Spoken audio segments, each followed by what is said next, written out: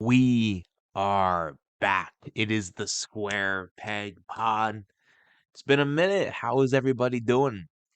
The suit jacket was calling me. The tie was calling me. I am here. I am back to give you the news as I see it. So let's just get right on into it. You never see numbers like this. Trump's economy approval with independents pledges 79 points. Am I surprised? No, because the last time that we checked in on this president, the tariffs were starting to kick in.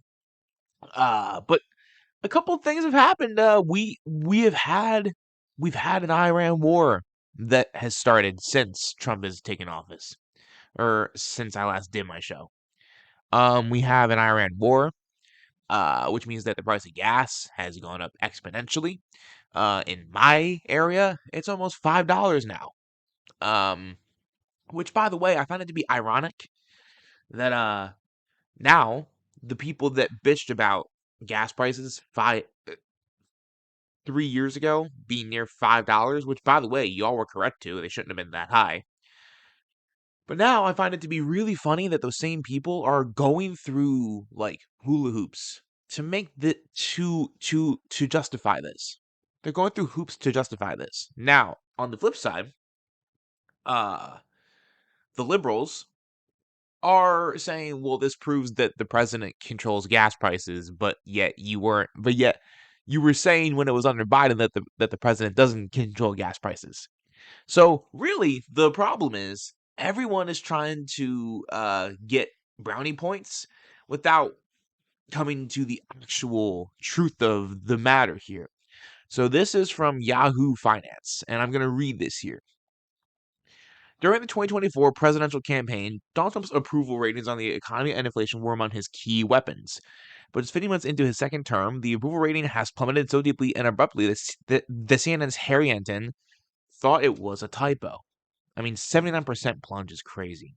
According to Enton, the switcheroo is staggering. Back in late 2024, Trump had a 9-point lead over his rival Vice President Kamala Harris on inflation with independent voters. To be fair, Kamala was not offering any substantive economic change. Nothing that would have impacted Americans in a net positive way. Now, that's not me saying, because you know what's crazy? I get comments saying, "Oh, you're pro-Trump." No, I'm I'm not. Watch the Roller Rome cast for one episode, and you'll see that I'm not. I'm just a realist, okay? And what Kamala Harris was offering the American people was breadcrumbs in a time when we need a new deal. That's what that is. It's breadcrumbs in a time when we need a new deal. Period. We need a new deal, and we need an economic bill of rights because we're getting fucked 24/7. In 2026, his approval rating with this cohort dropped to negative 70 percentage points, a total 79-point swing. Okay.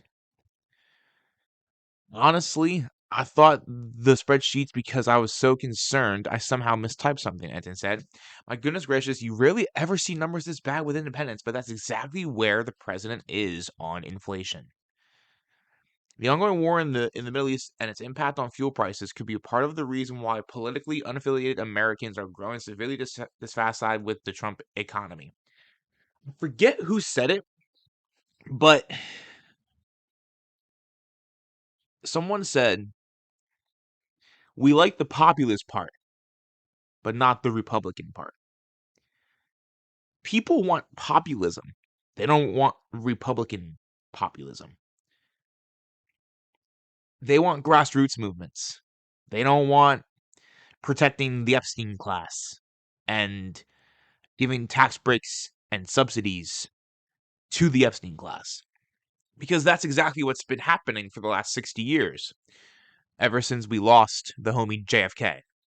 That's what's been happening, is that the top 0.1% have gotten exponentially richer, while the bottom 89% have seen a net total loss of about $800 to $900 trillion. Now, that may sound crazy, but that's cumulative over 65 years. That's what that is. It's not like we have not lost a total of that money, but that's cumulative for everyone. I'm talking about in the world global economic scale. The top 0.1% owns about 91% of the total world's wealth. 91%. Now, to take into consideration, there's about 8.1 billion people on this earth now. 1 million people own more wealth than the other 8 billion people. Let me rephrase let me restate that again. 1 million people own more wealth than the other 8 billion people. I get told all the time, well, you shouldn't punish the billionaires. I'm not for punishing billionaires. I just want them to pay what they should in taxes. That's the basic, because they don't pay anything. They get away with everything. They find every loophole because the politicians, at least in my country, the politicians give them they give them the loopholes, and they find every reason to not pay income tax. They find every reason to not pay every tax. They don't pay a goddamn thing. They don't pay a fucking thing. And so, what are we left with? Well, we're left with a crumbling infrastructure system. The roads are falling apart. The buildings are falling uh, apart. The bridges are collapsing. We don't have much more updated technology. Our children are falling behind in terms of education. Our kids are going hungry. Our veterans cannot afford the life-saving emergency operations and medicine that they need. And when I say this, I mean this genuinely. You could give every veteran what they need if you just taxed one person, Jeff Bezos, just throwing him into a hat. If you taxed Jeff Bezos 1 cent after his $1 billionth, you could pay for the VA for 100 years without having to worry about it. You could pay for universal child care for 170 years. You could pay for universal pre-K and kindergarten for 100 years and still have money left over. And you want to know the nice part, because some people do worry about this, which I don't get why. Guess what? Bezos would still be rich. He would still be infinitely rich. He would have $999 million. Probably would still crack $1 billion. I personally do not want to essentially eliminate billionaires. I want them to pay what they owe. Because if you amass that much wealth and then you don't pay a goddamn lick of taxes, when all of the rest of us are going broke and starving, then you should pay what you owe. Period. The price of crude oil has surged roughly 40% since the Iran war began and the Strait of Hormuz was shut, according to CNBC.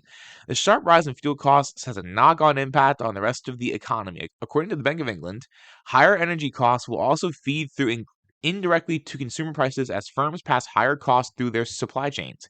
But you don't need to be a central banker to notice a link. A Quinnipiac University poll found that 73% of independents blame Trump for the recent rise in gasoline prices, including 53% who blame him a lot and 20% who blame him some. If the crisis continues or escalates, Americans could be bracing for more stickier shocks ahead. You know, um, all I can say is, if you're paying more at the pump, Trump did that. That's all that I'll say. Um, and also, I warned you guys on this show. I warned you guys, and I hate to say this, I was correct, and I didn't want to be correct, but I knew that I would be. And hopefully things get better from here on out. I really hope. But the midterms are not looking good for the Republicans. I think Trump might be cooked next year.